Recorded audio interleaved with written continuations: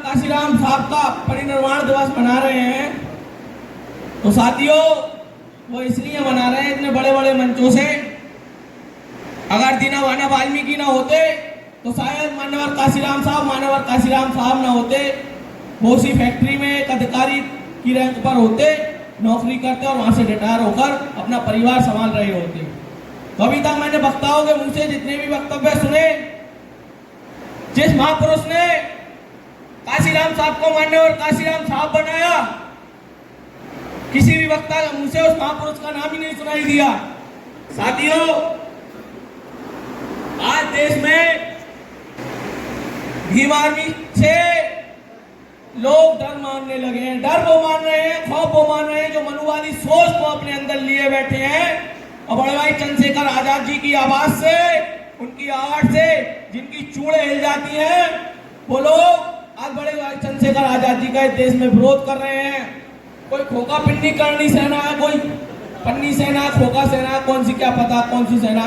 मैं उसको छुचिंदर को ये बता देना चाहता हूं, वो ये कह रहा था ना कि बाराबंकी में अगर भाई चंद्रशेखर आजाद जी के कदम पड़े तो अपने पैरों पे वापस नहीं जा पाएंगे।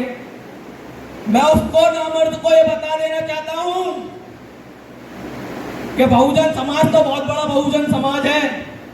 इस देश में 85% की तादाद में बहुजन समाज फैला हुआ है। अगर वो मर्द इतना ही बड़ा मर्द है, वो हमारे पैर के नीचे आया था, उसकी गर्दन में पैर रख के उसका दम निकाल दिया है। ये बात वो सुन ले इस मंच के माध्यम से, क्योंकि ये बहुजन समाज के लोग, वो बहुजन समाज के लोग हैं जिन्होंने मात्र 528,000 की पेशवा सेना को काट दिया था। और ये हमसे टकराने की बात करते हैं। ये इनके दिमाग में कोई भ्रम हो,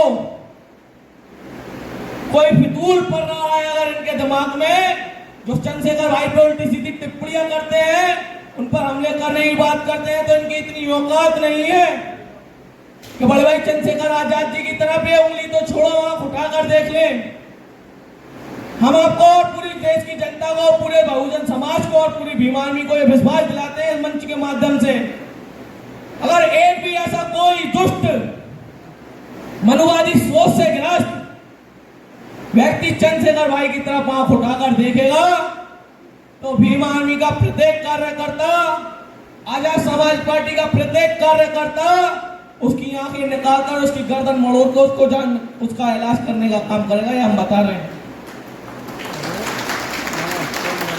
क्योंकि साथियों, हम संविधान को मानने वाले लोग हैं। ये लोग अगर कायदे में रहेंगे तो फायदे में रहेंगे। अगर हमने संविधान एक तरफ रखे, शहीद आजम भगत सिंह को 2 घंटे के लिए भी मान लिया, तो इन चूजों को बिलों में छुपने की जगह नहीं मिलेगी।